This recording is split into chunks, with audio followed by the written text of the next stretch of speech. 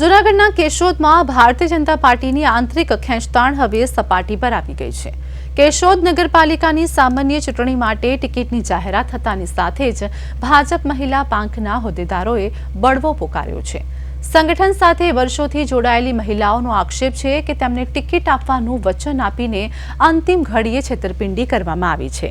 નારાજ મહિલા હોદ્દેદારોએ પૂર્વ જિલ્લા પ્રમુખ કિરીટ પટેલ સામે સીધો પ્રહાર કરતા જણાવ્યું કે પાયાના કાર્યકરોની અવગણના કરીને બહારના વોર્ડની અને વિવાદાસ્પદ મહિલાઓને ટિકિટ ફાળવવામાં આવી છે। આ અન્યાય સામે રોષે ભરાયેલી મહિલાઓએ હવે સામૂહિક રાજીનામા આપવાની ચીમકી ઉચ્ચારી છે।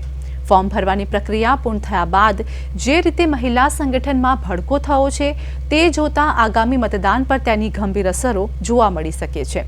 અત્યારે તો કેશોદ ભાજપ માટે આંતરિક અસંતોષને શાંત કરવો એક મોટો પડકાર બની રહ્યો છે।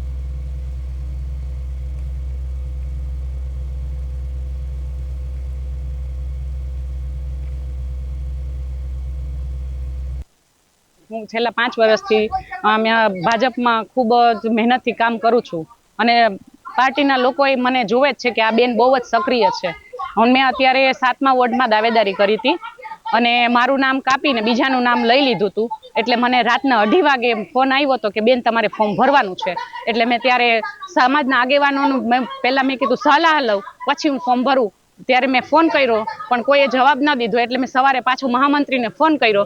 મહામંત્રીએ કીધું કે આવી જ જાઓ બેન। એટલે મેં દોડાદોડી કરીને ફોર્મ ભર્યું અને હું જ્યારે ફોર્મ રજૂ કરવામાં આવ્યું ત્યારે મારું નામ કટ કરીને બીજાનું નામ લઈ લીધું। એટલે મને ખૂબ મોટો અન્યાય એવી છે માંગણી કે જે સદસ્ય સક્રિય સભ્ય ના હોય અથવા તો ફોર્મ ભર્યા ના હોય એને સીધા 7 નંબરમાંથી ઉપાડીને સીધા 6 નંબરમાં લઈ લે। આ કેવો અન્યાય છે। અને પાછા અમને વારંવાર કહેવા આવતા સક્રિય સભ્ય બનાવો સક્રિય સભ્ય બનાવો ફોર્મ ભરાવો। આટલા પેટ્રોલ બારી અમારી પોતાનું વાહન લઈને અમે મંથલી યાર્ડમાં અમે બધા ફોર્મ ભરવા ગયા હતા। તેનો મિનિંગ જ કાંઈ નથી। અત્યારે ભાજપની ભણી નથી ખબર ભાઈ એને તમે અત્યારે ઉમેદવારી તરીકે તમે ઉમેદવાર જાહેર કર્યા અને જાહેર કર્યા જોવો તો ખરી કોને જાહેર કર્યા। મેં મહિલા મોરચાના મંત્રી તરીકે સંગઠનમાં કોષાધ્યક્ષ તરીકે કામ કરેલું છે અને આજે મેં ટિકિટ માંગી હતી કે જ્યાં પણ બ્રહ્મ સમાજની ટિકિટ હોય ત્યાંથી મારે ટિકિટ જોઈએ છે પણ મને ટિકિટ ન મળી અને મારા બધા બહેનો જે મારા સંગઠનના બહેનો છે એ બધા આજે નારાજ છે। તો હું પણ બધાની હારે છું અને જ્યારે તે સમયે મેં બધા હોદ્દેદારને એવું કીધું હતું કે મારે ભવિષ્યમાં ચૂંટણી લડવી નથી। જો મને સારો એવો હોદ્દો આપતા હોય જિલ્લાનો છે અથવા તો મેઇન સંગઠનનો છે તો હું કોઈ દિવસ ચૂંટણી લડવા માટે તૈયાર નહીં થાવ। પણ મને અત્યારે મજબૂર કરી છે। હું મારો વોર્ડ 1 નંબર મૂકી અને 8 નંબર વોર્ડમાં ચૂંટણી લડવા માટે તૈયાર છું અને હું આપમાં અને મને ટિકિટ ન મળી અને મારા ઉપર આરતીબેન સાંગાણીની ટિકિટ આપી દીધી। 7 નંબરમાંથી ઉપાડી અને 6 નંબરમાં આપી દીધી ટિકિટ। એટલે અમારે શું સમજવાનું અમારે આ જ કામ કરવાનું છે। અમારી શું કારકિર્દી હું 20 વર્ષથી ભાજપમાં કામ જેને ટિકિટ આપી એનું બધું જોવું તો ખરી કે પાછળ એનું શું છે। બધું વ્યાજ વટાવના ધંધા પછી એના છોકરીઓને જે કંઈ કરતી હોય એ બધા ધંધા બધી રીતના ધંધા તો સામે જેને ઉપાડીને મૂકીને કાળુભાઈ એના એવા ધંધા છે તો જેને મૂકી છે ને।